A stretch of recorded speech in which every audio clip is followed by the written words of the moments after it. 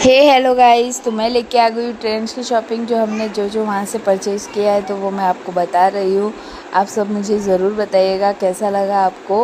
और इसमें है सबके टी शर्ट्स, जिसमें है नितिन जी, गौरव जी, रानू का, मेरा और बच्चों का, सबका हमने कुछ ना कुछ लिया ही था वहाँ से।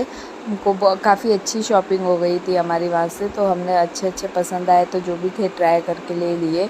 और उसके बाद मैंने पी ठंडी ठंडी लस्सी, जो कि मुझे बहुत पसंद है। लस्सी पीने के बाद में मैं लग गई।